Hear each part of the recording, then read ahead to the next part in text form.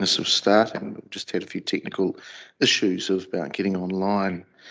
The meeting is being recorded and we hope will be live streamed at some stage on Council's YouTube channel.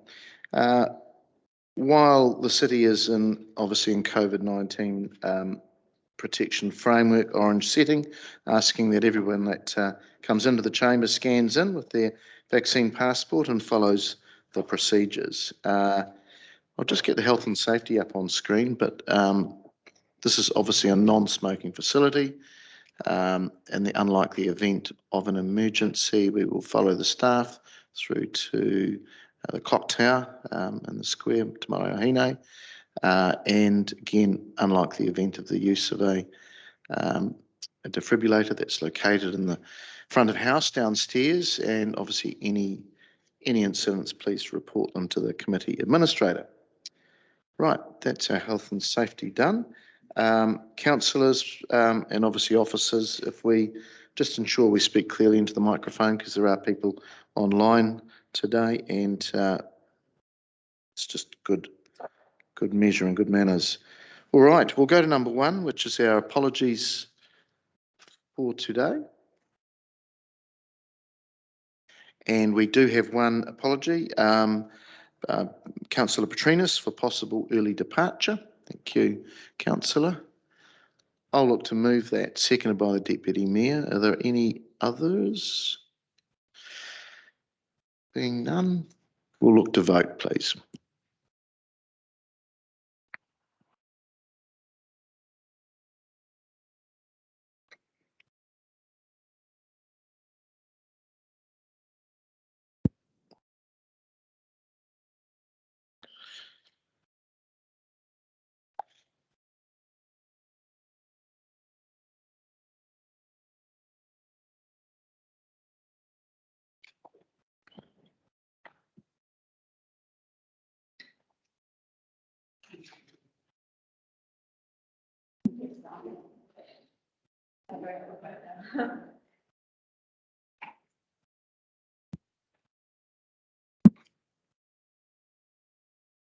It has passed 16 votes for and none against. Thank you.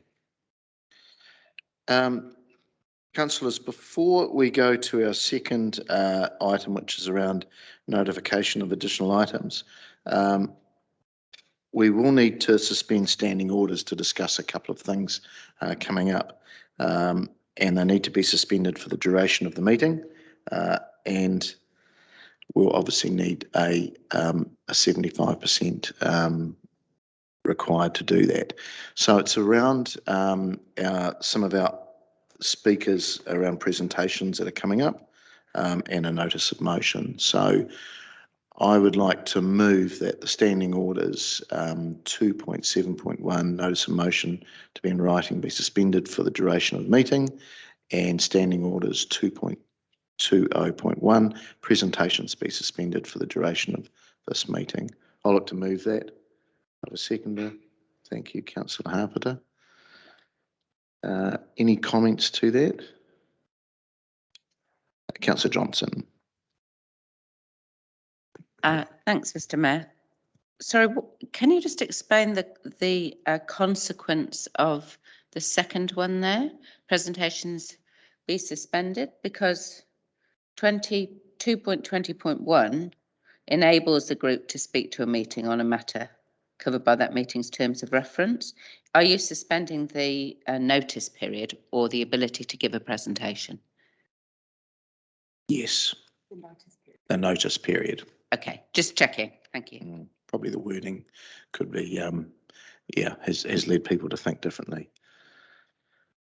All right. There being no others, I'll ask you to vote, please.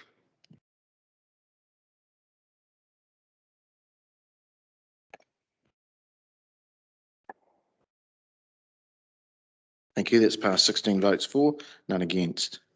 We now go to number 2. It's around notification of additional items. And we do have some additional items, 3 in fact, and they're on the screen there. Notice of motion around the Ferguson Street intersection. Number 2 is our Finance Committee's recommendations. That's around timing, getting into the agenda, and number 3 is around a confidential notice of motion around purchase of land, and it's around urgency. So I'll look to move those. Have a second. Thank you, the Deputy Mayor. And are there any comments? There being none, we will vote.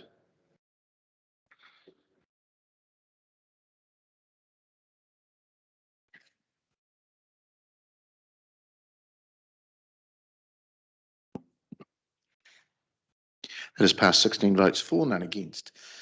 Right, moving to number 3, declarations of interest, if any. I haven't received any. Councillor Barrett. Item 8. Yes, thank you. That is noted. Are there any others? There being none, move through to confirmation of minutes. That the council resolves.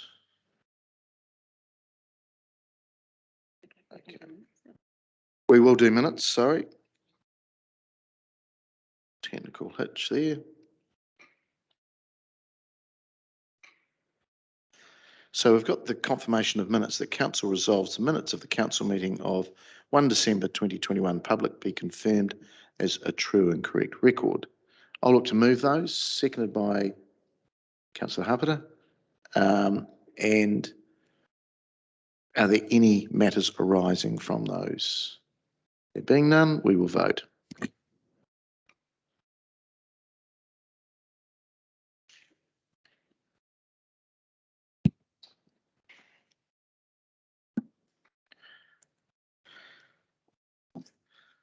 That's passed 16 votes for, none against.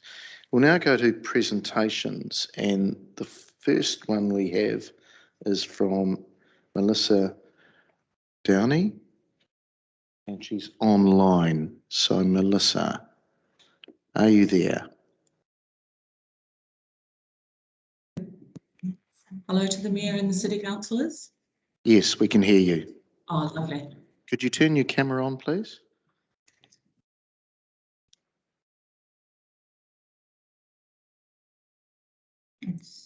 Is my picture showing in the council chambers? No. Shall I start? I know that the council has a lot of matters to get through this morning. Shall I read my prepared speech without? Yes, I would carry on, but if somebody can help you down there with the camera, that would be appreciated. I'd just like to say thank you to the Mayor, the councillors and other guests in the chamber for allowing the motion for me to speak. I'd like to speak today on 9 points. The use and impact of vaccine passes in Palmerston North City Council ratepayer funded facilities. Professional objections, ethical concerns and personal experience with particular focus on the City Library. Point 1. A vaccine pass is an infringement on human rights. The Universal Declaration of Human Rights 1948, Article 19 states 2 fundamental rights: the right to freedom of opinion and expression, and the right to seek, receive and impart information and ideas through any media and regardless of frontiers. Libraries in democratic societies embrace these 2 rights wholeheartedly. LIANZA, New Zealand's Professional Library Association, is no different in embracing these rights. People who do not have a vaccine pass are currently excluded from the library. A vaccine pass should not trump 2 fundamental rights essential to a well-functioning democracy: the right to express opinion and the right to access to information in all forms is as important as the right to access pharmacies, healthcare and supermarkets. PNCC needs to amend its decision and allow people without vaccine passes back into libraries so as not to infringe on people's rights. Point 2, a vaccine pass creates social exclusion. He tangata, he tangata, he tangata. Paul Hunt, the Chief Human Rights Commissioner, writes on Thursday, December the 16th, about the enormous challenges of COVID, including social exclusion. Here is a short excerpt. COVID-19 is hurting many people. It's hurting those who are excluded from important public spaces. I regret people being excluded from vital parts of society. Now we must all work hard to eliminate avoidable social exclusion. I urge you to call for human rights, all human rights, the rights to health protection, work, association and assembly in this country and beyond. We are all human beings, and as human beings we all swim or we all sink together. The library is an important public space, a vital part of society, and in the case of Palmerston North, the living room of the city. To exclude those without a vaccine pass is to hurt them. The American Library Association states, libraries are integral to community healing, even more so when it becomes safe to reopen their facilities. Libraries are foundational to a community's social infrastructure, open to all and free. So know this, to exclude is to hurt, and the hurt in this case is avoidable. PNCC needs to stop using the vaccine pass to exclude people from libraries and other ratepayer funded facilities. Point 3. A vaccine pass frustrates the dedicated effort of qualified librarians and other library staff. With the introduction of vaccine passports, I thought it necessary to update the library's mission statement. It now reads, Te ara whānui o te ao, to inspire people with vaccine passes to explore the pathways of the world. We provide expertise, programs and materials for those in our community in possession of vaccine passes to enjoy in stunning, exciting spaces. Our aim is to connect people with vaccine passes and transform their lives. We work with the community in the community, and the community is our living room. You'll find us at your local library, where those with vaccine passes are most welcome, but you'll also find us in community spaces and places. We are here to help you, the vaccine pass holders, explore your pathway. Join us in the living room of the city. Please remember to have your vaccine pass with you at all times. PNCC needs to let qualified librarians and other library staff do the job they love and are good at, which is to cater to all and not burden them with additional responsibility to police unconscionable vaccine passes. Point 4. Vaccine pass and COVID protection framework. Has Council gone beyond what is required? PNC is not required by law to mandate use of the My Vaccine Pass at its facilities. Granted, guidelines allow PNCC to make that decision. However, with no reports of COVID being found in the city wastewater, nor any indication Mid-Central District Health being overwhelmed by cases of COVID within our region, PNCC has gone beyond what is required and arguably reasonable by requiring a vaccine pass at ratepayer funded facilities. Point 5, vaccine pass undermines the safe and connected city strategy.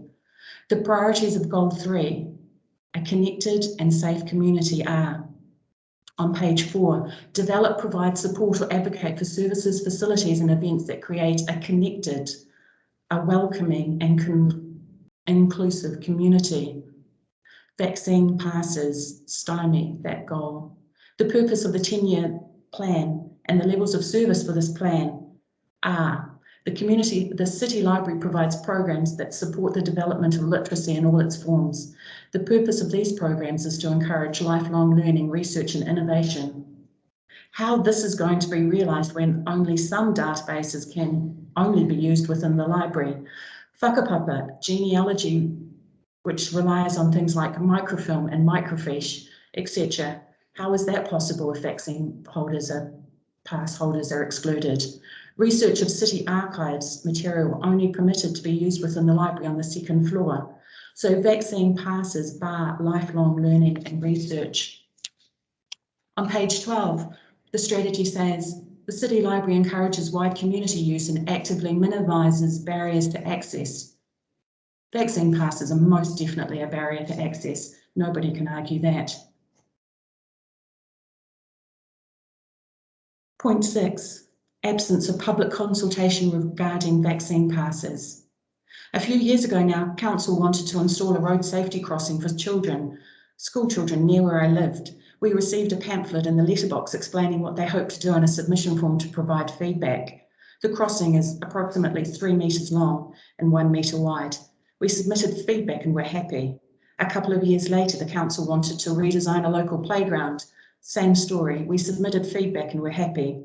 If the council was prepared to consult on these two matters with a relatively insignificant impact on us as ratepayers, why then weren't we asked for feedback regarding the use of vaccine passes and ratepayer-funded facilities?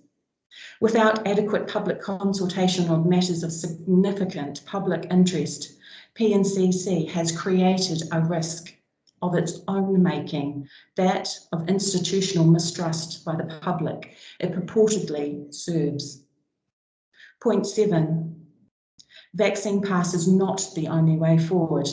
A better way forward would be to follow the likes of National Library or Upper Hutt City Library. Here's what Upper Hutt City Library resolved just 3 days ago on Friday the 17th. I quote, "We will, however, continue with our approach to assessing risk to council staff and public access to all council facilities during the holiday period, and will be ready to change our settings if we need to." They go into further justification, which I won't read here. This is a pragmatic, common sense approach, which could be easily implemented here at PNCC. The question begging to be asked is, why don't we? Point 8, the vaccine pass. What is its justification? I don't know. I don't know what the justification is.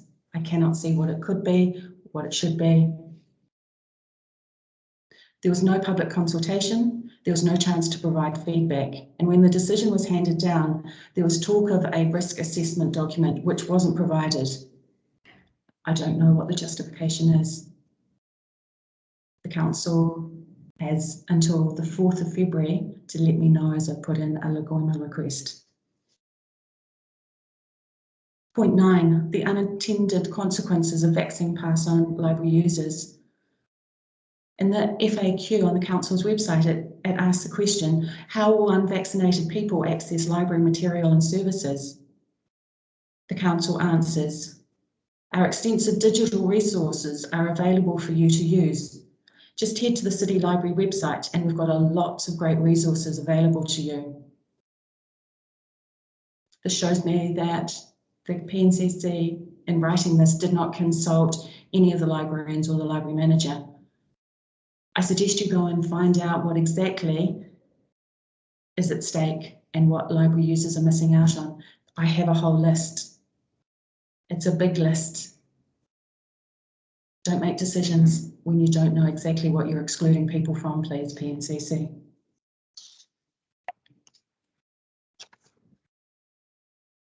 That was my final point. I'd like to end with this. Where once I was palmy proud, I am no longer. Where once I was connected and included, I am no longer. Thank you for your time, Mayor and the councillors. Thank you, Melissa. That's virtually to the second time. Well done. You've timed it extremely well. Councillors, we've run out of time and big agenda for questions. So thank you, Melissa. Appreciate you presenting to us.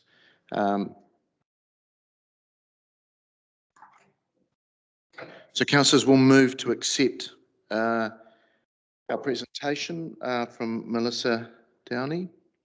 I'll move that, if I could have a second, to the Deputy Mayor. Thank you. Any comments? There being none, we will vote.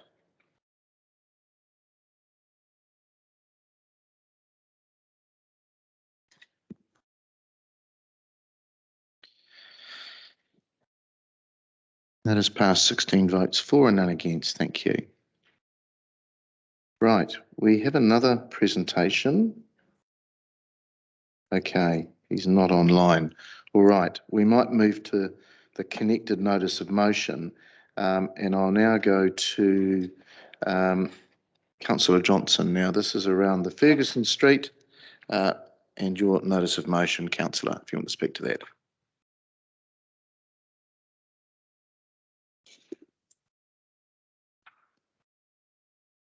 Councillors, it's in our late papers, page 5 of our late items.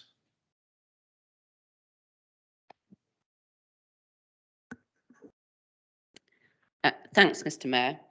The notice of motion is around us hearing from the public on their thoughts and suggested improvements for the Ferguson Street safety improvements, and us having oversight of the changes that could potentially be made to the design as a result, prior to the tender process for the work being initiated. Now, this whole piece of work has not been through the council chamber in the time that I've been on council. I believe it hasn't been in the council chamber for perhaps 10 years. So there'll be a lot of people around the table that are not familiar with it. What I would like to ensure with this notice of motion is that members of the public who give feedback on the proposal are clear that their submissions have been heard by councillors, and also that it's we make sure that what we're doing now relates to our current strategies and direction of the council now, and not completing a piece of work that was in the plan for some time, but may or may not be aligned to our current strategies, particularly around reduction of carbon emissions and promotion of walking and cycling. So I've read the officer comment, the officer report that accompanies the notice of motion, and I understand that the feedback that's been asked for from members of the public is not being described as a submission because it wasn't a formal consultation process. So with the permission of the seconder, I'll amend the notice of motion to say that written feedback from the public be reported. So this is one of those situations where I feel that as governance, we are likely to be called to account by our ratepayers on what we're doing, but we haven't really had an opportunity for specific input, nor have we had a clear view of how people view this. I note that there were some comments in the officer's report around community engagement. Certainly, there was an invitation to provide written feedback online. There was no expiry date on that or closing date, although when I went to check it the other day, I saw it had now closed. So I'm not really clear about the full process of community engagement, and I'll be interested to elicit that from officers. So what this is really is just a chance for us to hear what the public think about what's proposed, and for us to assure ourselves that any changes to the design that might occur as a result still align to our strategic direction. Thank you. Councillor, before we vote on this, I think it's we've got a paper from our infrastructure team, or a memo, I should say. Do you want to speak to that at all, just to get some clarity, because we're understanding whether there has been engagement, and of course engagement's different to consultation and submissions, so just need to understand what has happened out there.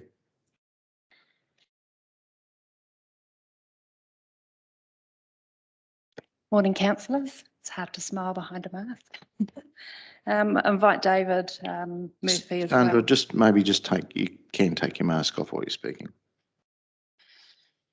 David, would you like to start with the strategic context? Morena koutou. Just a couple of points in terms of the strategic context. So, the inner ring road has been identified as a priority for moving vehicles, as we've heard for a number of times. for a number of years, sorry, or decades. So the philosophy is that the inner ring road moves that heavy traffic through the city, and inside the ring road is that slower pedestrian, cycle-friendly environment. Outside of the inner ring road, the provision of cycleways is directed by the Urban Cycle Network Master Plan. As you would have seen in the report, that Urban Cycle Network Master Plan, which has been adopted by Council, does not show a separate or dedicated cycle lane on that part of Ferguson Street as part of the inner ring road. The work and the design of this piece of work has been developed to give effect to Pinity, which is the network options report or business case prepared by Waka Kotahi, which is really the guiding document for our overall approach to transport investment in the city at the moment. That is referred to in the Strategic Transport Plan, which was adopted by Council as part of the LTP, which talks about advocating for the early delivery of PNITI. So in effect, the design gives effect to PNITI, which is our guiding document. Obviously, we have aspirations for delivering that regional freight ring road as well, and in time when that's built, we'd expect to see more heavy traffic using the regional freight ring road.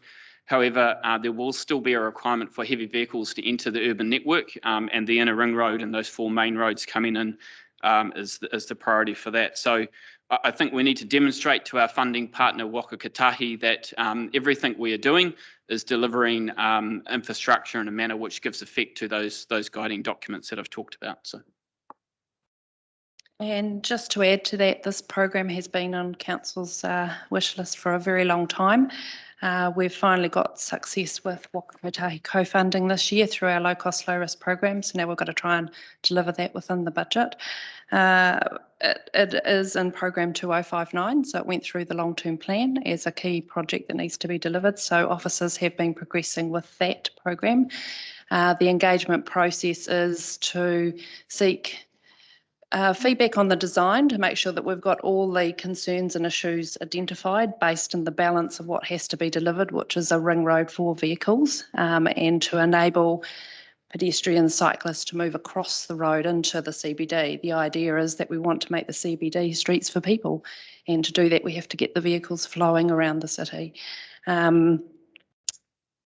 I guess that's all I need to say, unless David's got anything else. The other thing is that we need to, with a lot of the funding we've got with Waka Kotahi, we have to be very, very clear on getting this delivered. So if the proposal is to come back to Council to advise on the feedback that we've received, then there will be a delay in the process. So we need to be very mindful of that.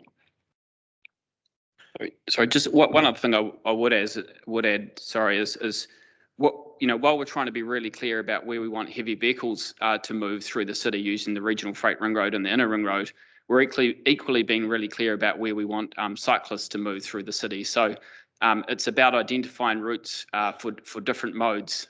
So that, that's a philosophy behind a number of the work, or a lot of the work we're doing at the moment. And probably just another couple of issues to add. We've had some specific engagement with key businesses along this area as well to just understand their needs in terms of accessibility into their properties. Really good engagement, looking at how we can potentially modify the design for that. We've had a bit of feedback around getting across the ring road in terms of pedestrians and cyclists, so we're looking at that information as well in terms of the design detail. Okay, thank you. A couple of questions, and I'll open it up for any questions. I've just got a couple myself. So the engagement has been directly with, I suppose you call them stakeholders, or people around this piece of network. Is that right? That's correct. We've identified quite a big area around this piece of road, and identified some of the key businesses where, for example, there would be concerns in terms of changing right-turn movements into properties and the like. And then we've opened it up wider to the community to identify any movement issues from a walking, cycling perspective. And we've had some open engagement in the conference centre. We've enabled some open days to come in. We've had a chat with one of the property owners about some stormwater issues, trees and fencing issues, which was really good actually. So we're looking at how we build that into the construction program. Has it included clubs, schools, because there's a few around there? Yes, so bowling club, Cosmopolitan, the services club in the corner there, the motel owners across the road. We've been down to Pack and Save, across the road to the Copthorne. I'm going to get my names all wrong. Yeah, sorry. no, that's fine. Sounds like you've done the rounds. In terms of our cycling and walking advocates, which is where this notice of motion's probably coming from, so there is footpaths on both sides? Yes, correct. There's footpaths on both sides. We're looking at how we can integrate a shared path situation on the southern side, but we're looking very carefully at how we can safely get people across the ring road as well into the CBD at these key points. So you're talking the traffic light intersections, is that right? Correct. So the traffic light intersection has 3 pedestrian cycling facilities to cross, and then how we get the cyclists from the side roads into the CBD is a critical aspect as well. On the southern side, adjoining the school, the path is wider to accommodate a shared path. To put a cycle lane on the ring road is not appropriate in this situation. Okay, all right. Thank you. I'll open it up for questions. Deputy Mayor. Thank you, Mr. Mayor. Thanks, David and Sandra. A couple of questions. In terms of the risk that it won't be funded, you've commented in your memo that the signals from Waka Kotahi indicate that the funding could be reallocated. So have they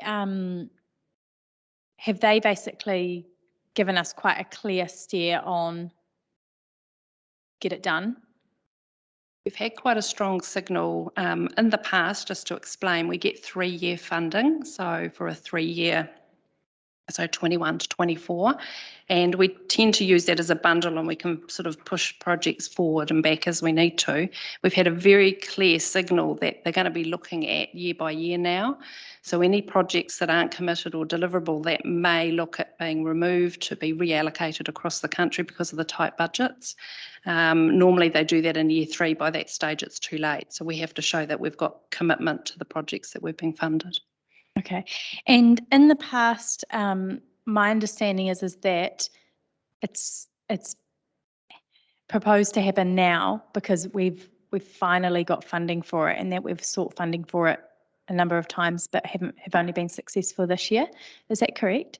That's correct. And in the past, the minor roadworks program was a maximum limit of 300,000. The last LTP cycle that got raised to 1 million. This LTP cycle it got raised to 2 million. So what that means is a lot of our projects can be put through a very simple process through our asset management planning, and that's why we don't have a lot of projects that need large business cases. So we're finally got funding for this particular project. Okay.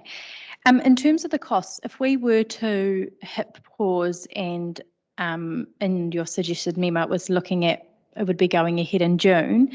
In regards to the cost, what's the risk, if any, around those, or are the costs reasonably secure for that time frame? I guess because I know we've had lots of increases, but I don't know how quickly, whether they change dramatically in 6 months or whether actually 6 months has a bit of a hold on costs. Are you able to give me or somebody else give me some The feedback short on that? answer is no. We're in a very unusual situation right now, and cost escalations are pretty strong across the country. We got between 10 and 35% increase in costs across the country are being realised, 20% on average. So yeah, the nervousness around costs is still there. Sarah, did you want to add to that? Okay. In regards to written feedback, so not submissions per se, but written feedback, are you able to provide some comments on how much written feedback has been obtained, given that you've explained you've had these open days and a lot of face-to-face engagement? I can't specifically say how much in terms of quantity. I'd have to find that information, but we are capturing it all.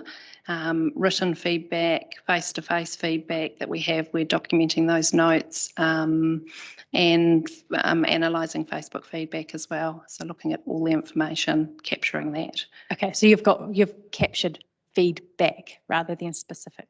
Yes. Okay, thank you. And then just my final question was, in regards to the alignment with the current goals direction, Councillor Johnson's highlighted that this hasn't come specifically into the chamber, but David, you made quite clear connection to PNITI and the long-term plan and consultation. Are you confident that this still meets the objectives that we're trying to achieve with our current vision? Yes, and I guess there has been an assertion, I guess, that because it's a piece of infrastructure that's been talked about for 50 or 60 years, that it can't be consistent with the current strategic direction, where I'm saying my advice is it is, and it's a core part of the current strategic direction. And while there's a lot of moves to increase walking and cycling, we still need to move vehicles around the city efficiently, and the inner ring road is a key part of that. Thank you. Councillor Barrett. Thank you, Mr. Mayor, and thank you, David and Sandra, for answering some questions around this. So in terms of the feedback that you're aware of so far, is there any design changes envisaged? Yes, we are looking at how we can navigate some right turn movements into some of the key properties along Ferguson, particularly the motel owners and the bowling club, given the volume of vehicles that we're looking at. We're just seeing how that's going to work from a safety perspective. Everything has to be dealt with from a safety perspective. We have had some feedback around the cycling movements and pedestrian movements across that road and the intersection. So we're looking at how we can build that in safely while the core function of the road is navigated. Yeah, and time frame for actually making those adjustments and confirming a design? Early February, I think. I'm not sure of exact time frame. We're working on that right now, so we're hoping February. There's some finalisation. Great, thank you. I'll take that as the best intentions time frame. I suppose the other one is just really trying to get my head around the rationale, just sort of thinking about the Princess Street and Ferguson Street improvements. And can you remind me how long roughly those have been in place in 4-lane? A long time. I know David Lane talked about it being one of his legacy projects. I mean, the land was purchased a long time ago, but Yeah, so Mr. Mayor, I could perhaps help. That bit outside what was pedal pushers, but now is the bike shop and down towards the plaza was done in the Bell Booth term, 2001 to 2004. That's right. Great, thanks. That's helpful. So I guess what I'm trying to understand then is the assertion that creating a 4-lane corridor actually puts heavy traffic onto that corridor. And the reason that I ask is that Fitzroy Street, Ruahine Street, Albert Street, Victoria Ave, College Street, and Tiawiawi have very high levels of heavy vehicle movement nearly 20 years on from a similar project. So can you help me just connect the dots in terms of how this is going to lead to that? Creating a 4-lane inner ring road and feeding around the city should help enable us to threshold those other roads to direct the heavy traffic where they need to go.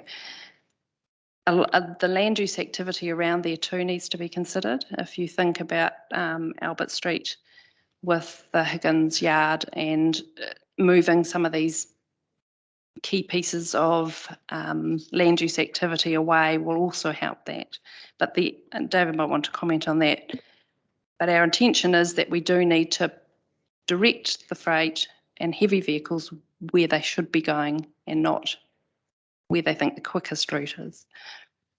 Yeah, and the network we have today is a result of 100 years worth of decisions, and unfortunately we don't have a wand where we can sort of create the exact network we want tomorrow. For instance, I'm sitting here looking at the Pinati map and or plan, and there's some very clear signals in Pinati that if we can get the inner ring road operating, then Waka Kotahi's expectation to then fund the regional freight ring road is all of those routes you talked about would be slowed down, would have those cycle lanes, pedestrian facilities. So I'm looking at Te Awa, Yawi, Albert on Pinati is signalled as having a 40 km/h speed limit. And we've had those resolutions recently to look at the bylaws and those sorts of things to start to direct heavy traffic away from those routes. So, I guess the key message is there is a broader strategic framework in Pinati that deals with all modes of transport, and we have to make sure we're continually just chipping away at that. But certainly take your point, there's work to do on those other corridors as well to make them more difficult for heavy vehicles. Thanks. Finally and briefly, Cuba Street's been sort of delayed a number of times. Have we lost co-funding around that? There's a paper coming up in the confidential items on this matter. Council, will leave that discussion to part 2. Thank you. Councillor Johnson. Thanks, Mr. Mayor. Just some questions around the strategic fit of this project, which I'm struggling a little bit with, if I'm honest. So if we look at our carbon reduction goal, and we know that if you build more roads, you induce more traffic on them, how is this project going to be contributing positively to that goal? It's, I guess, consistent with my earlier answers or advice. This is a key piece of infrastructure as part of a broader transport plan for Palmerston North, which has looked at those broader objectives. So we have prepared, consulted and adopted an urban cycle network master plan as part of our journey in the last 3 years. So, as I said earlier, that there's a significant amount of work required to deliver that plan. It directs clearly where we want to see cyclists and the routes that we want to use them, see them using. So, I think, again, that, the officers have prepared a plan which,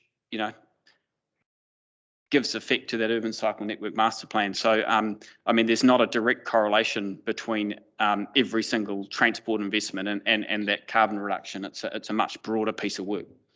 I think also to think of it as moving people and goods, and as the fleet moves to more of a carbon neutral fleet, you might see your electric trucks, your electric cars. We still have to move those vehicles. So that might help in a broader sense. Okay, thank you. So you said in your comments that you wanted to enable pedestrians and cyclists to cross the ring road to access the inner CBD. So do you think that this current design is actually going to assist cyclists and pedestrians to sort of cross that moat, given that safety is, top of mind in this project?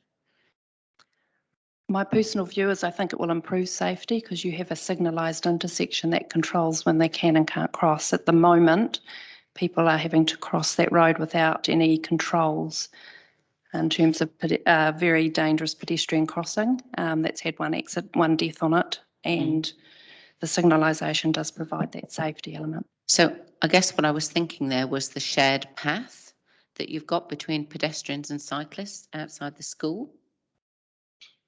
How is that going to make it safer for either pedestrians or cyclists? We will have to consider that in the design. There's some elements we could look at in terms of line marking on that section, but we'll have to take that into consideration. I think we also need to be thinking about the destination of the city centre and the different ways of accessing the city centre. So this is on the corner of the ring road, where really those activities on the northern side of Ferguson Street are more destination orientated. So there's a motel, there's a a supermarket, whereas what we've suggested with those key connections into the city centre, that Church Street, Main Street, Cuba Street, in the city centre framework have been flagged as the key corridors into the city centre that will cross the ring road. So this intersection is really about getting you onto the ring road. Whereas if you were looking to enter the city centre, the signals in the urban, if you were walking or cycling, the signals in the city centre framework and the urban cycle network master plan is that you would enter the city centre through Church Street, Main Street, Cuba Street. They've been signalled as the connections that will cross the ring road, and we would invest more heavily in cycling and walking facilities that will get you across the moat. This intersection on the corner is more about actually getting you onto the ring road. Whereas, if you're coming into the school, you're probably much better to come in off Linton Street. Okay, thank you. So just a little question about the timing. So there's some dire warnings in the officer's response about losing the funding, but I'm not sure how asking for this report back in February, which you've said will be around the time that you're confirming the design, how that's actually going to cause a delay.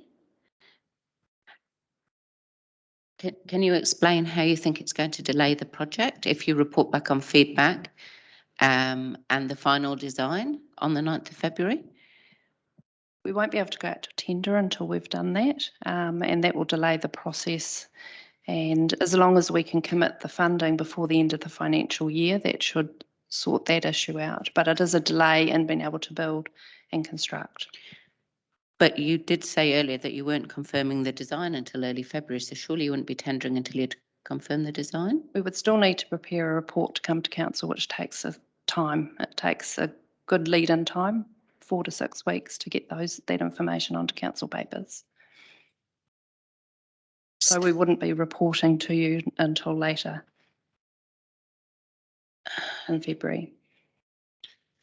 Do you have any further questions? Yeah, I'm just trying to clear up this issue of timing. So is the officer saying that staff would be unable to report to the Planning and Strategy Committee on the 9th of February? That would be correct. I don't think we'd have the design. Sarah, did you want to comment? There's a microphone next to Chris, if Chris can give it to you. Through the chair, it's a timing thing of if we lock the design, we'll be locking the design in to report back on the design. To be able to report back on the design for the 9th of February, we'd have to lock the design in to what we were reporting in about the second week of January. When in an ideal world, we would continue progressing the design till mid to late January, and then as we develop the tender document or finalise a tender document to go out at the beginning of February. Okay. But it's just a timing issue. I'll leave it there. Thank you, Mr. Mayor. Okay, we've got a number of questions, so we'll try and move through these. Councillor Beattie. Thank you, Mr. Mayor. I just want to seek clarification around the school. I remember when we, I think it was probably about 8 years ago, when we had engagement with the school when they changed the entrance and everything. So are they comfortable now with what we're doing? Like, have you engaged with the school and got their tick off? Because they're quite a big stakeholder. It's my understanding. We have engaged with the school. My understanding is they're comfortable. Their entry is off this on the other side now. It's being changed from Ferguson. And I've got no issues with their children and that getting to school, and I would have to check the details on what the details are. But the key entrance and all that was, because it was moved, so that's all sorted. Correct, yes. Okay, thank you. Councillor Dingwell.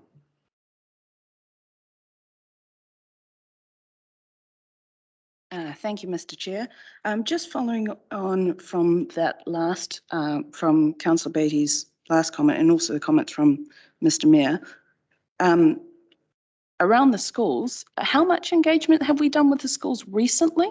And is it just the Palmerston North Intermediate, or have we had discussions with the other schools that are very close by as well, such as Girls High and all the other ones?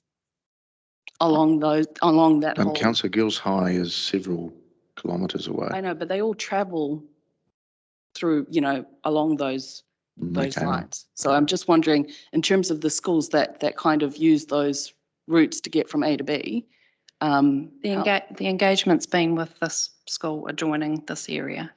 It hasn't been with schools outside of that unless they've come to the consultation open days. And how recently was that? The engagement process has been happening for the last 4 to 6 weeks. Okay. There was significant engagement with all schools as part of the Urban Cycle Network Master Plan, which has informed the design. All right. And my second question was around the extra, I guess, lanes. Have we considered putting in a dedicated bus lane? Not at this stage. Okay. Thank you. Councillor Bowen. Thanks, Mr. Mayor. I think most of my questions have been answered about timing. I suppose my question that I'm left with is if elected members want to have oversight on the feedback, what timing do officers think would work for us to be able to see the design, see the feedback without holding up the tendering process? Good question.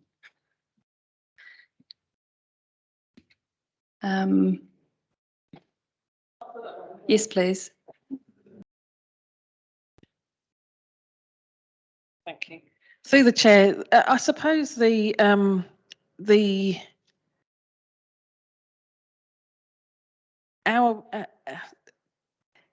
big issue is if we bring a big question is if we bring back a design, are councillors going to want to change it? Because that will be the element that adds another huge amount of time onto the tender process. If we bring back a design with the tender document ready to go, but we are asked to change sort of strategy in some way at that point, that will be the major impact on the timeline.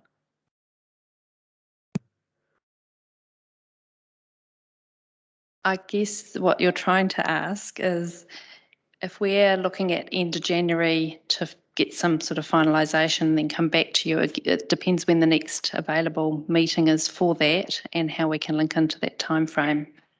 So a late item to council in February might be possible. We work hard. Yeah. Because planning and strategy recommendations have to go I through. think we're saying March, aren't we? I would suspect so, yes. Okay. Thank you. I have some comments, but Councillor Naylor. Thank you. Just a couple of questions for me. The first is probably for you, David. You mentioned the routes for different modes. And in terms of the cycling routes, if we look at the plan on the design plan on page 12, if you're coming down on a bike on Ferguson Street towards the 4-lane ring road, where would the next cycle, if you want to turn left or straight ahead, is there a cycle pathway on either of those roads? Because I just can't see that on the picture. That's an issue we're currently looking at right now in terms of the design, in terms of the layout and how we're going to navigate that. So you're saying that there isn't a cycle path at the moment on the design for either of those options? Because otherwise, if you're cycling down, you kind of come to a dead end and where do you go? Street. I guess what I'd add to Sandra's comments is we're trying to encourage cyclists to think about their destination and their best route. So as I said earlier, if you're a cyclist wanting to head into the city centre, the Urban Cycle Network Master Plan, we're encouraging you to be using College and then one of the side streets and up, or Main Street, or Church Street or Cuba Street, because you will get a safer access into the CBD and across the ring road and then into that pedestrian friendly environment. So there's a cycle lane obviously servicing Ferguson Street to access those properties on there. But you know, part of developing a network is thinking about your destination and the safest route. Okay, so if that's the case, why are the cycle ways and the wait area at the intersection in the design? That layout that you're seeing right now is under review at the moment. Okay. We've had feedback on that. It's obvious, as you point out, that it's leading into nowhere. Yeah. So we need to consider that very carefully. Okay, thank you. And just my second question is around the finances. The program 2059 PNITI in the long-term plan has 1.95 million for year one. Is all of that program for this intersection? That's correct. And how much of that is Waka Kotahi funded? The standard far rate, 51%. Okay. And does it look like, based on what you know at the moment, that that program would be delivered within budget? Can't answer that at the moment. We'll have to see what the tender brings out and what we need to do in terms of renewal works along that area as well. Okay, thank you. Councillor Hancock. Thanks, Mr. Mayor, and thanks, David and Sandra. I've just got really just a bit of a follow-up question, really, and it's just around sort of, I guess, Ferguson Street has a supermarket, 2 cycle shops and a school. So just in terms of, I suppose, cycling to a destination, how do we actually avoid Ferguson Street? Can you repeat how do we have more? Repeat the question. Yeah, the destination, there are some very highly utilised destinations in Ferguson Street. So in terms of planning and cycle facilities, how do we accommodate that? I think that touches on my earlier point. So, you know, the school, as I said earlier, I think that, you know, the school, probably the safest access from walking to cycling would be from Linton Street. But a lot of those activities on the northern side of the ring road, the motel, there's the power station, the supermarket, tend to be more vehicle orientated activities. But if you rather than you know, some people do their groceries on cycling. The majority of people do their groceries in a car. You know, some people will cycle to a motel. The majority of people that go to a motel will drive there. So they tend to be more vehicle orientated activities. However, if you're, you know, it's thinking about your destination in the city centre, and then and the Urban Cycle Network Master Plan provides aims to provide a variety of safe routes into the city centre, but it won't be every route. Was your question relating to the Fitzherbert intersection? I guess probably what I'm thinking about really is that even cycling requires an integrated approach. And I guess I'm a little bit concerned about the fact that there is actually no cycle way at this point in terms of the planning, any facility there to support that. And because that's part of our strategic push, I guess, as well. I guess my comment would be that we're building a jigsaw puzzle. So as we build this, we have to look at those issues at the same time. Thank you, Mr. Mayor. I guess the one thing I would say too to that is if we start to incorporate a high level of cycling facilities on the ring road, you're really committing to providing them the whole way around the ring road, because like what we're trying to say with the cycle master plan is there are safe routes into the city centre and then across the ring road, but you know, if we, for instance, if we were to incorporate a cycle lane on this part of Ferguson Street, what does that mean for the rest of the ring road? And again, it's that, you know, we're not asking heavy vehicles to use every route in the city centre. And similarly with cycling, we're trying to provide a range of safe cycling routes, but it won't be every road. Back to the Deputy Mayor.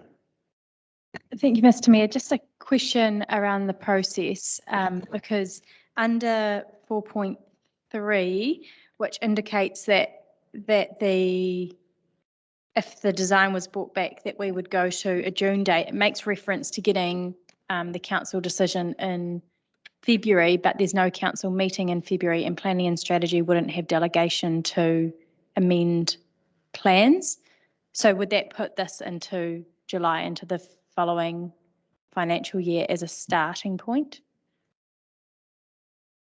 Possibly. I think the end of the day, we wouldn't be looking at construction until next financial year if there's more delays added, whereas we could start to build something early in April, May if we carried on. Thank you. And finally, Councillor Finlay. Thank you, Mr. Mayor. A couple of quick questions. Looking mainly at the diagram on page 12. Now, I've seen quite a few accidents in that area. Could you tell me, would you say that this design is going to be safer for people in both cars, pedestrians and cycles than what it is at the present time? Signalised intersections are safer than the current situation, which is give way with lots of movements. Okay, so that would say that it's going to be a lot safer. And also I see after Councillor Hancock's question about the cycleway, there seems to be a shared pathway, cycles and walking with very clear signs there. Is that correct? Yes, there's a proposal with the shared path on the southern side. So that is for cycleway and walking. Okay, thank you. Yes. All right. Thank you, David. Thanks, Sandra. So councillors, we have the notice of motion there. We can do number 2 separately in a moment, but we'll deal to number 1. So Councillor Johnson has spoken to that. Thank you. I'll open it up for any comments. The Deputy Mayor. Thank you, Mr. Mayor. I'm not going to support the notice of motion today.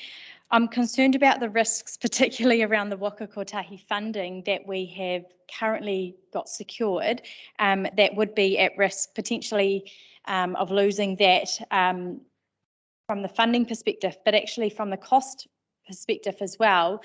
We've seen huge increases over the last couple of years of projects that have been sometimes only shifted by a year or two. And so even looking with the comments from the officer that we're in an environment where we're seeing up to 20% increases, that's a risk for a 6-month change in time frame. I'm not convinced that at the moment that that's a risk that we can afford to take. In terms of the work that is proposed, it does align with our strategic direction.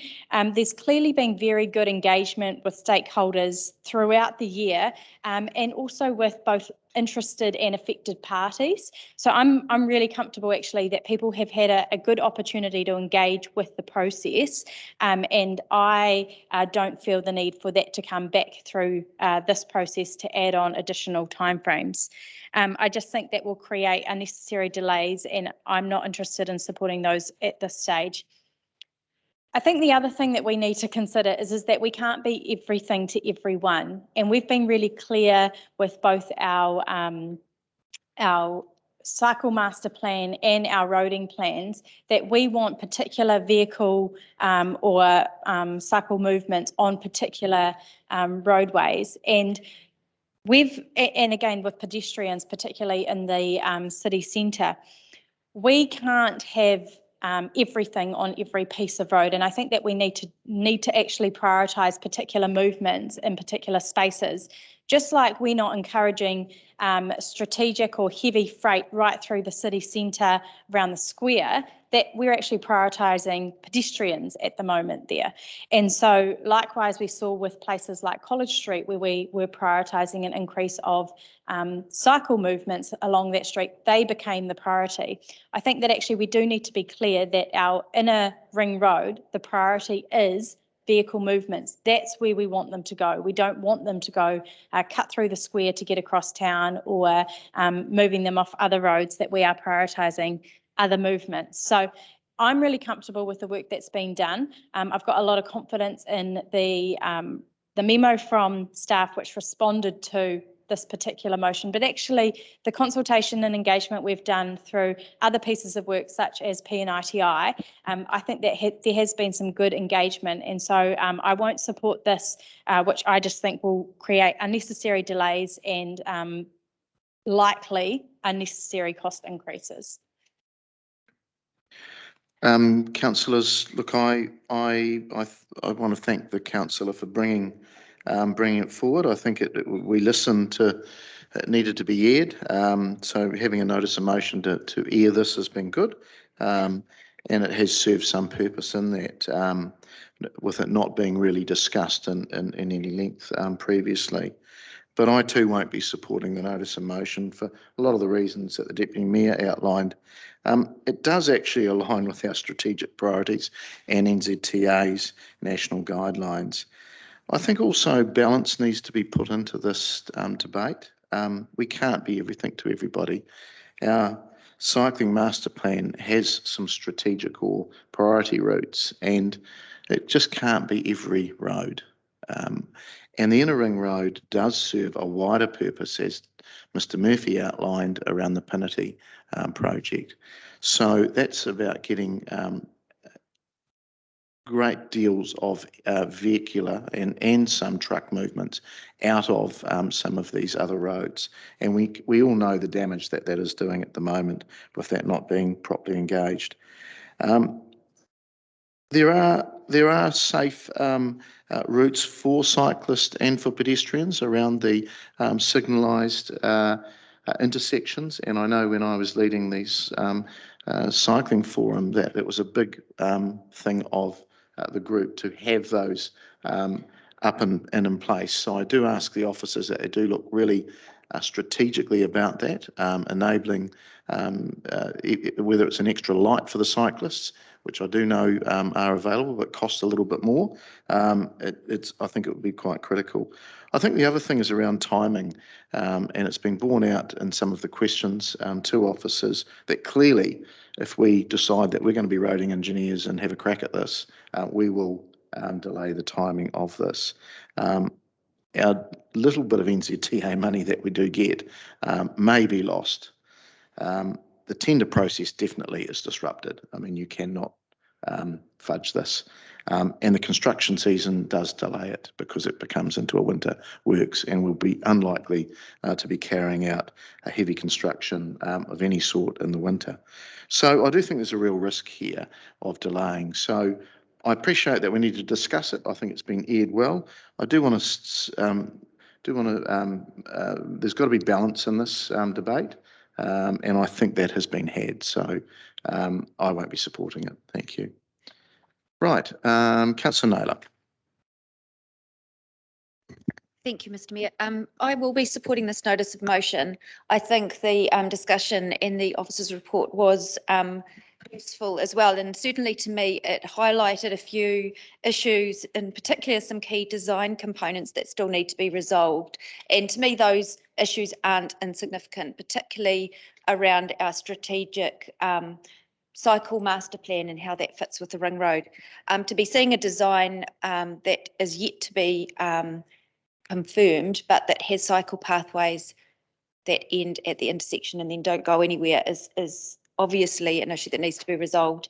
And I think it's one that we need to have our eyes over to be and assure that we're comfortable with. At the end of the day, as elected members, we are accountable to the community. And of course, they will have a variety of views, but we need to be comfortable that what we're proceeding with at least makes sense to us.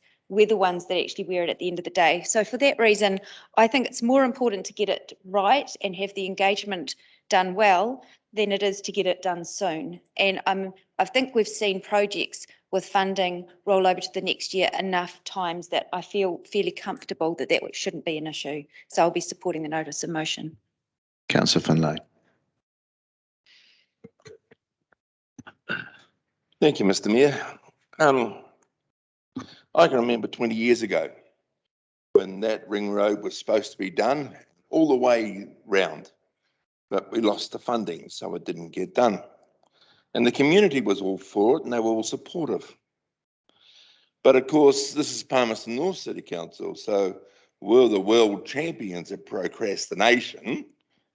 So let's put it off another 20 years, shall we? We're good at doing that.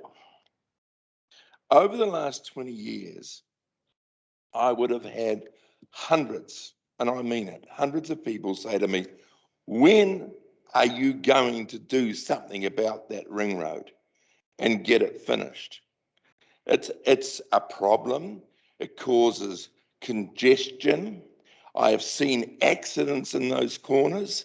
There have been so many accidents. We have had someone killed on the pedestrian crossing, but yet we still want to procrastinate and talk about it and think about it again. Well, just the safety issues alone, to me, would be one of the major reasons to get this done as soon as we can. We've already had a death. We don't want any more. The school has changed its whole setup years ago so that they didn't have to have the children using that area, and they don't. They go down Linton Street, they go down the other side of it, they don't go anywhere near that. Have a look there sometime to see how many Palmerston North intermediate kids are there. Hardly any, if at all. So that argument's a bit of a misfit. You talk about having the community have their say. The officers have talked to everybody that's involved. They made that very clear. Now, anyone who's been a councillor here for a few years would have at some stage have someone come up to them and saying, when are you going to finish that ring road? But what happens when we finally decide to do it, a couple of people write councillors a letter. The next thing we're going to have to procrastinate again for another 20 years. Let's get it done now. Let's see if we can save some lives. Councillor Barrett.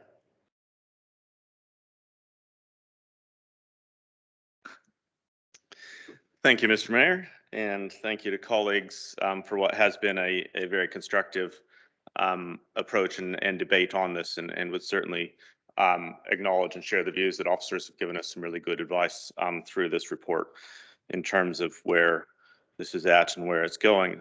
I'm speaking to ask for your continued support of the notice of motion in that it is good process to listen to the community. It has been some time, as some have said, but to pause for a few weeks is not to pause for a couple decades. Let's be honest. It's a check-in for a couple weeks to understand what concerns have been communicated to council and how they've been responded to. That's simply good process and listening to our community. It's not trying to be engineers. It is simply making sure that we hear and listen and understand the balance of where our community views are. I am under no illusion that we are somehow going to magically make everyone happy here. What I want to understand is that we've gone through a good process and understood the concerns and see how they have been responded to. Quite a bit of the debate has so far really focused on the signalizing of the intersection and the sort of opportunities for cyclists to move through some existing corridors. And I would actually acknowledge that both of those arguments are quite well made. The principal argument that actually concerns me here is around pedestrians. What we're creating from this intersection through to Fitzherbert is 400 meters of moat that is going to be wider and deeper and more dangerous than it is today. But people are still going to try to jump across there at risk. And when you think about where the people have actually died along that road, it's not at the corners, it's on those jumping across those parts in between. And I would very much like to see and be convinced that we have provided for safe ways for people who will inevitably try to cross at Linton and other places, a safe way for them to do that. I'd repeat that this is not a significant delay. This is at best a few weeks, and I think that the risks that some are speaking to may be somewhat overstated to try to galvanize short-term actions when in reality what we want to do is ensure that the millions of dollars that will be invested here are invested in the best way that give rise to safety, not just at the intersection, which I think we all acknowledge will be safe, but also that make sure that we don't make that moat deeper, wider, and less safe than it already is. So I'd urge you on that basis to support the notice of motion. Thank you, Mr. Mayor. Councillor Dennison.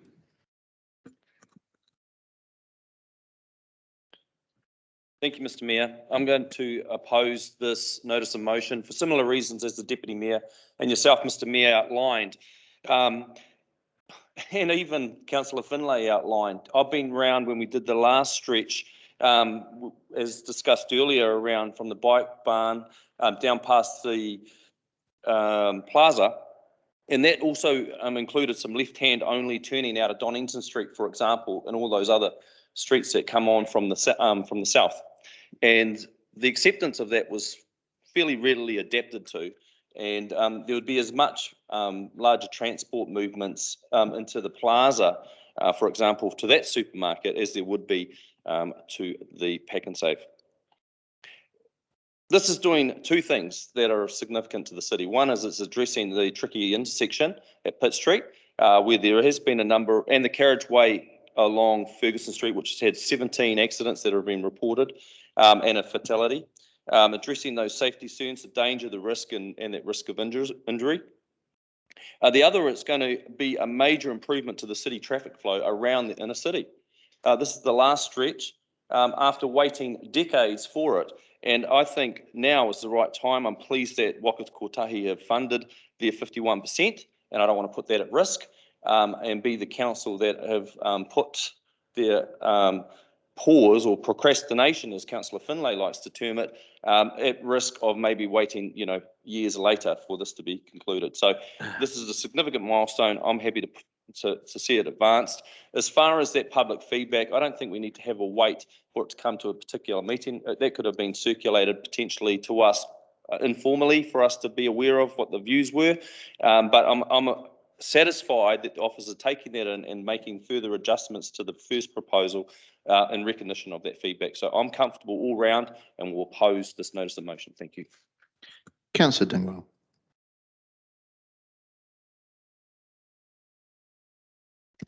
Thank you, Mr. Mayor. I am going to support this notice of motion for a couple of reasons. I think for me, the key here is for us to be able to hear written feedback from the public around this whole issue. I am a parent of somebody who has been attending Pinnins for the last 2 years, and that whole area every morning is a nightmare.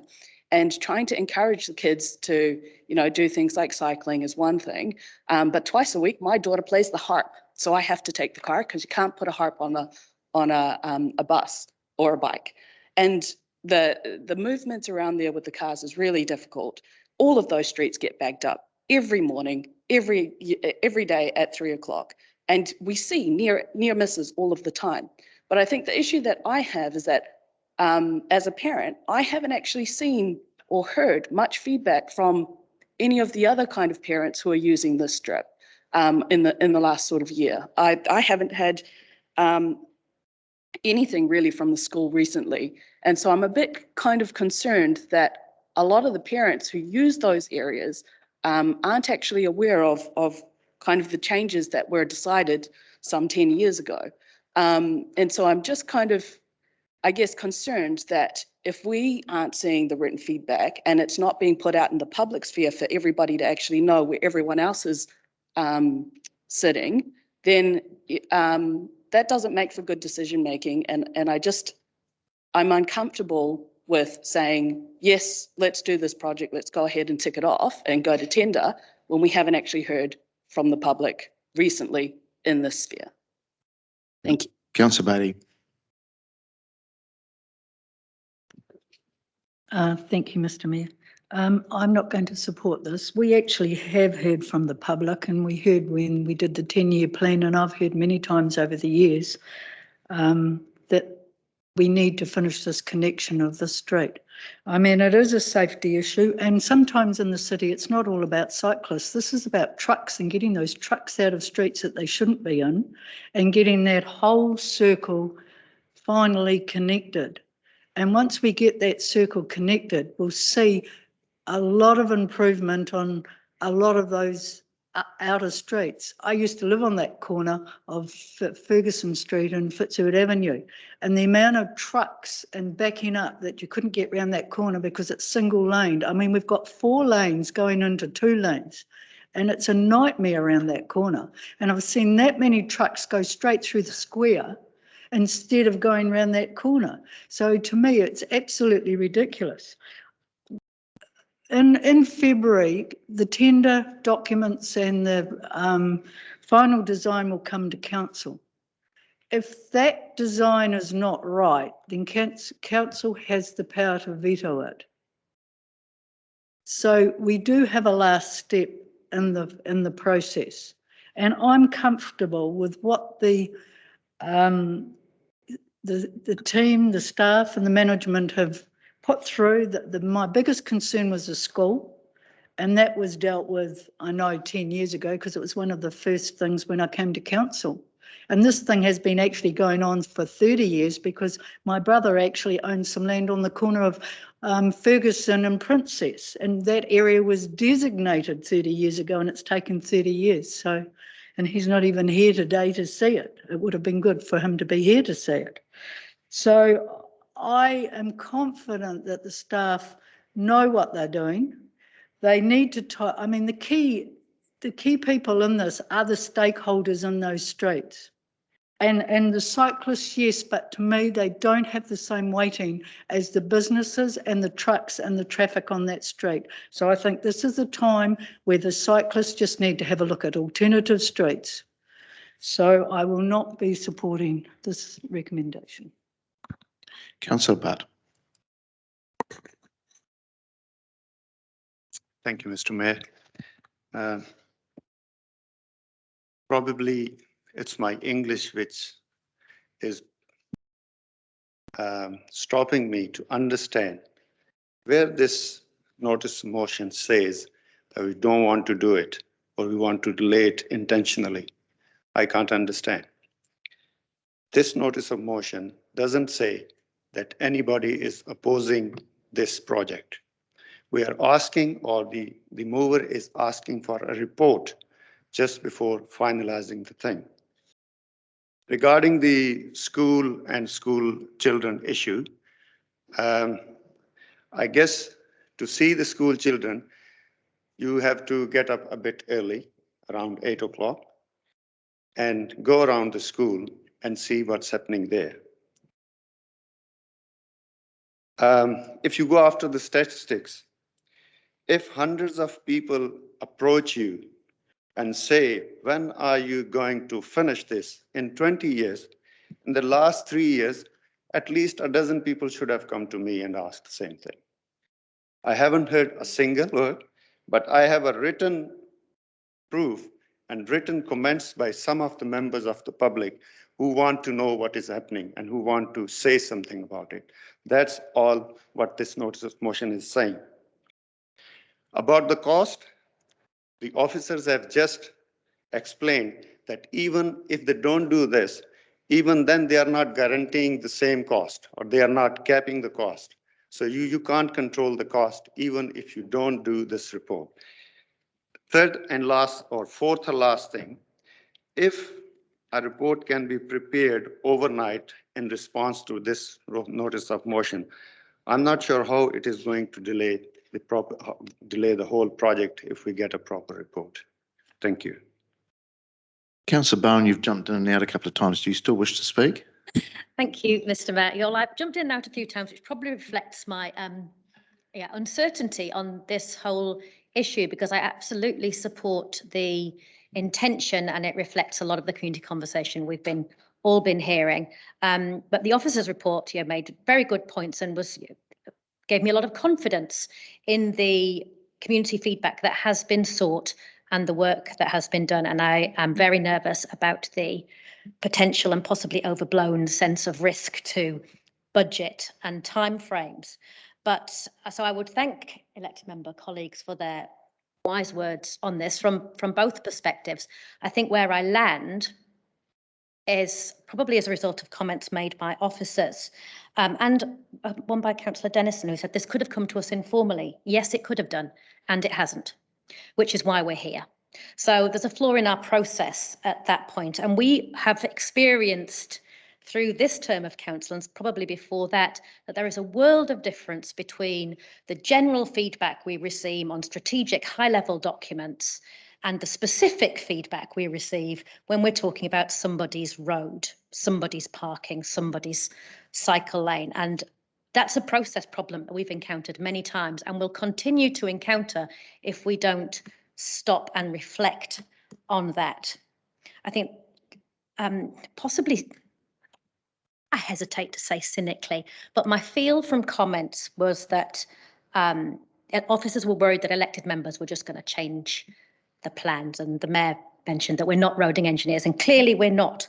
But I'd like to think that there's some respect for the role of elected members in this chamber, that if we wanted changes to a plan, it would be because the proposal in front of us didn't, in our view, represent the community feedback or didn't adequately respond to it. That's our job. We are elected members. We're elected to represent community views in this chamber. And so for all of those reasons, but with the very great hope that, as Councillor Butt so rightly said, we can actually still get on with this, I will support the notice of motion and ask officers to do their very best to align their strategy and timings with that March-April window to enable these things to happen possibly concurrently. I wonder if there's a slight problem with the final sentence there prior to the tender process for the work being initiated, because I can see an opportunity to do these things together and bring all of that back simultaneously in March, April. But I will leave that for the mover and seconder to ponder on. That might remove a barrier for some people. But for me, I think we can do both. We should do both, and our community expects that as elected members, we do both. Thank you. Right, back to Councillor Johnson for right of reply.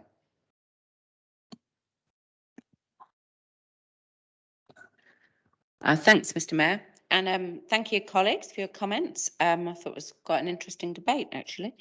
I'll just address some of the points that have been raised by those that are not in support.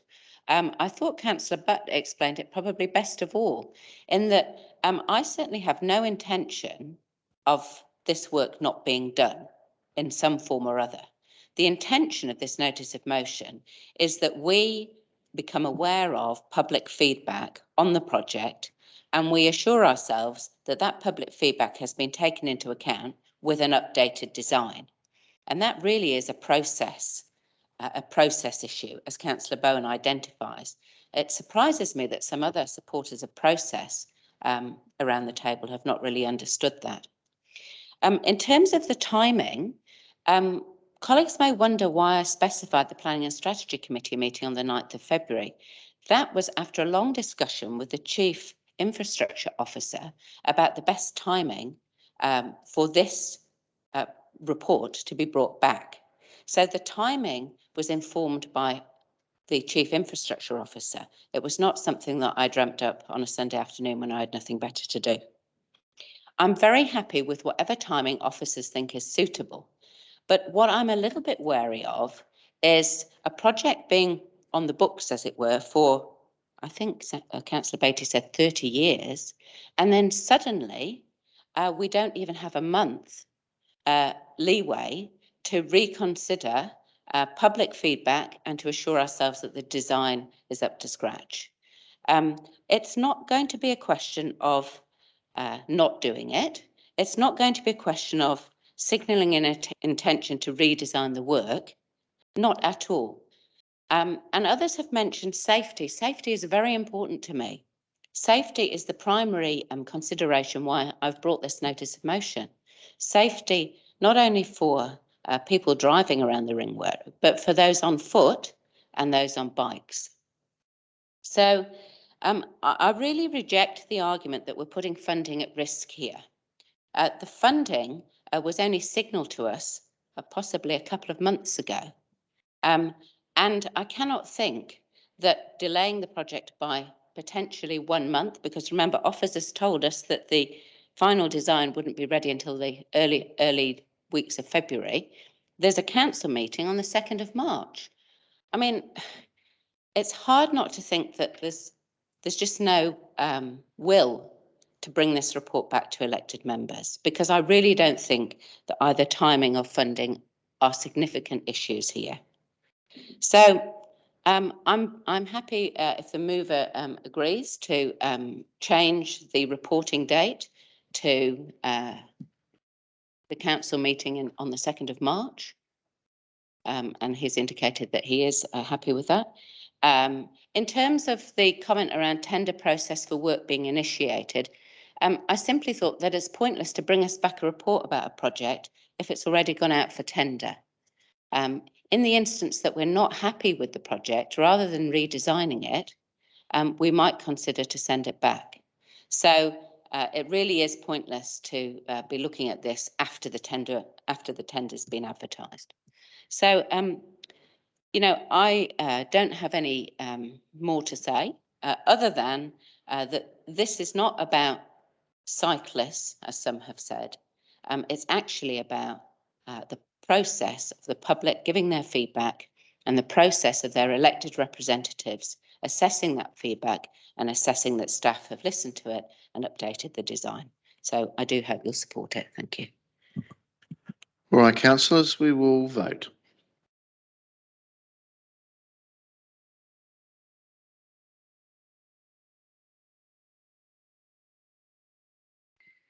And that is passed, 10 votes for and 6 against.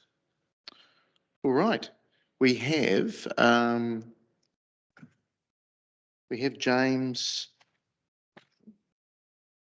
Jonathan Marshall. Sorry, Jonathan. We did try to get you in beforehand, but you weren't online. But anyway, you're welcome to speak to us. Thanks very much. I might have to just turn the volume down so that we don't have feedback. So thanks very much. I've somewhat enjoyed listening to your discussion this morning, and I thank you for considering this. I was made aware of this proposal by my wife. I think it was on the Monday before the submissions, which aren't submissions, closed on Friday. I was not aware of this beforehand, and after speaking to many colleagues, they were also not aware of this, even though you know, we try and keep up with these things. I don't want to sort of relitigate this, but I will say that I primarily bike everywhere if I can. I am a confident cyclist. I bike on just about every street in Palmerston North, and I'm happy to do so by myself. I am not happy to do so when I have my 4-year-old on my bike, and I can tell you that I will not cycle on Ferguson Street if it is implemented as this process suggests it will be, simply because I don't feel that it will be safe to do so. And I don't think this actually aligns at all with the excellent planning documents and street design manual that Palmerston North has. And I think that if it was just rejigged a little bit, it would actually align with that, and then you'd get a much better outcome. In terms of safety, I completely agree that that intersection at Ferguson and Pitt needs to change. I agree that it is dangerous there. I agree that that the intersection at Linton and Ferguson is also dangerous, and that limiting it to left turn only would be a vast improvement. However, I completely disagree with the idea that's been that the inner ring road here should not be for cyclists.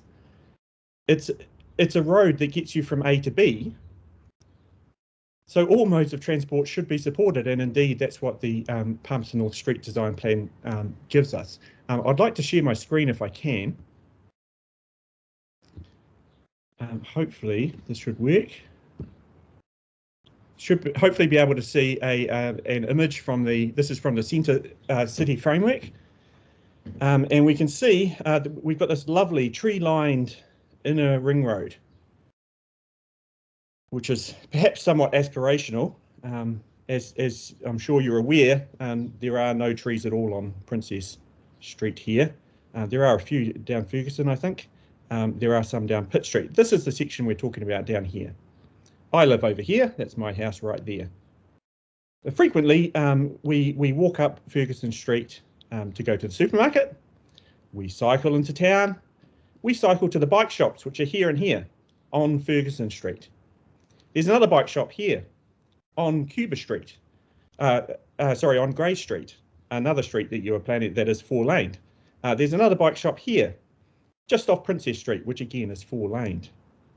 All of these streets are dangerous to cycle on, as anyone who has cycled on them will know. Actually, at the moment, this street, Ferguson Street, between Pitt and about Linton to Pack and Save, essentially, is actually not too bad to cycle on, as long as you're prepared to take the lane. However, this, of course, is not the design we're getting. Further, if we scroll through here to the idea of the connectors, where the ring road is represented as a movement street, we see a wee section on the ring road here, that it's enhancing the character and function of the ring road will help with both north-south and east-west connections, bypassing the need to go through the city centre. The ring road consists of 3.4 kilometres of movement street, providing vehicles, cyclists and people a clear route around the city centre. Yet you propose a 4-lane road with no cycle facilities.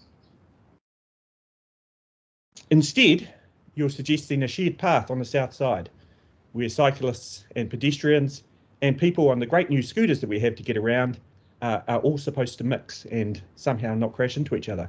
Now, I have a colleague who lives on Linton Street, right next to the school. He is blind. He walks down the street several times a week. You're proposing a shared path there where a blind person needs to be able to walk while people on an e-bike are going at perhaps 30 kilometres an hour along the side. This is not safe. In order to get across the road now to go to the supermarket, he will have to walk down to either the intersection at Pitt and Ferguson or the intersection at Ferguson and Fitzherbert in order to cross. He would then have to walk back in the other direction just to go across the road to the supermarket. That's not really acceptable, is it? To another document, we talked about cycling and how the urban cycleway network defines some routes that are useful for cycles.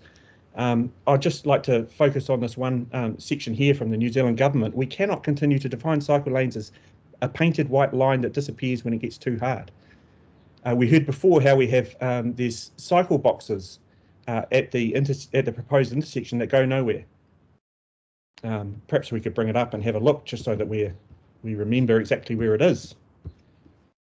Where's the proposed design? Here it is here.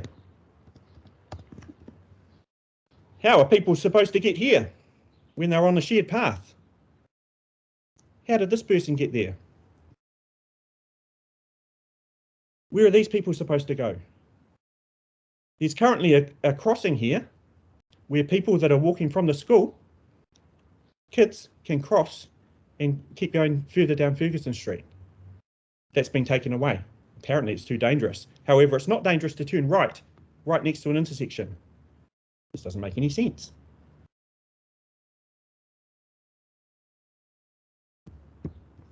Further down in the cycling street, it's got the network that's proposed.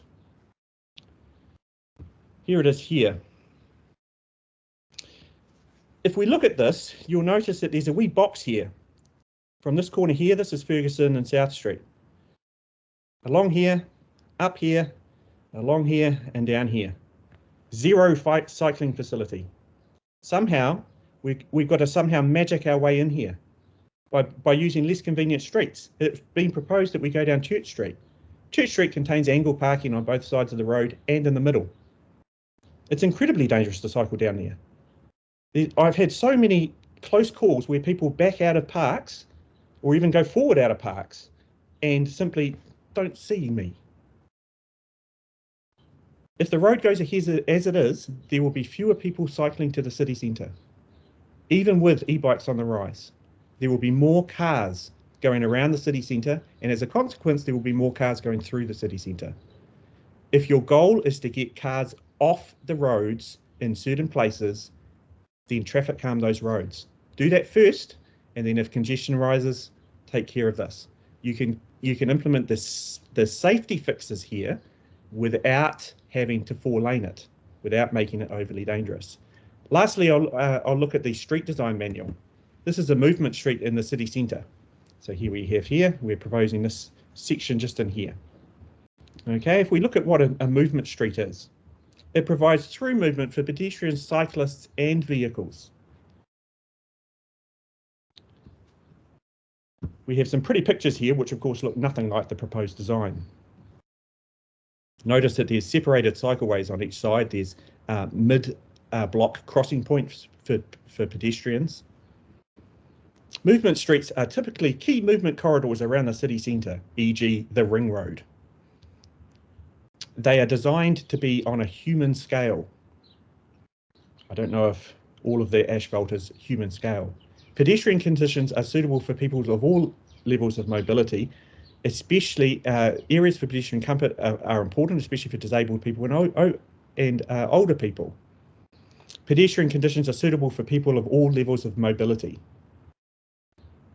Except now they've got 4 lanes or in some cases 5 lanes of traffic to cross. For cyclists, movement streets provide designated off-road cycle lanes. This design does not. People of all levels of cyclability feel that they can cycle safely. There was a survey done as part of the city centre framework, which surveyed some cyclists that were in the city and found that 87% of cyclists were male and only 13% were female. That's a problem. And it's because it's not safe to get into the city centre on a bike. Before there was the mention that we were building a puzzle. Well, this is a corner piece of the puzzle. And anyone who's built a puzzle knows that getting the corners in the right place to begin with is one of the fastest ways to do a puzzle. And you're getting the corner wrong here. In terms of the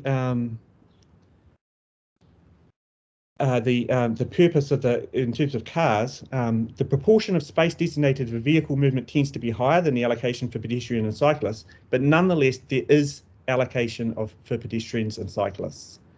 Provision of efficient vehicle movement corridors should not adversely impact on pedestrian movement and legibility at intersections or at crossing points.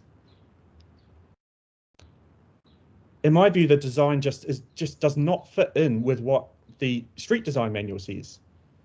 And Thank you, I don't understand why. You could redesign this in a more sensible way. I ask that please that you look at the feedback that has been received and consider that carefully, because at the moment this is only safe for vehicles. It is no safer for pedestrians, and I would remind you that the person that died was a pedestrian. Thank you. Thank you, Jonathan. All right, we've exhausted the time, so unfortunately there's no questions of Mr. Marshall. Councillors, we just need to do a little bit of process here, so we need to receive Mr. Marshall's presentation. I'm happy to move that, seconded by the Deputy Mayor, and I'll ask you to vote, please.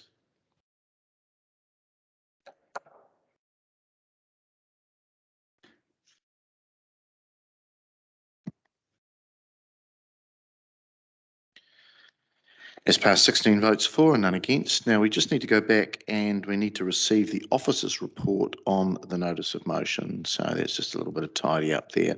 Again, I'm happy to move that, seconded by the Deputy Mayor.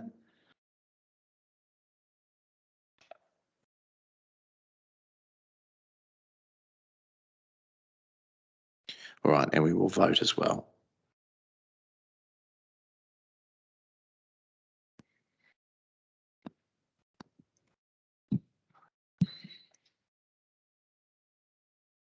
This passed, 16 votes for, none against. All right, councillors, we will just adjourn for a short break. We'll be back into the chamber at 11:10. Thank you.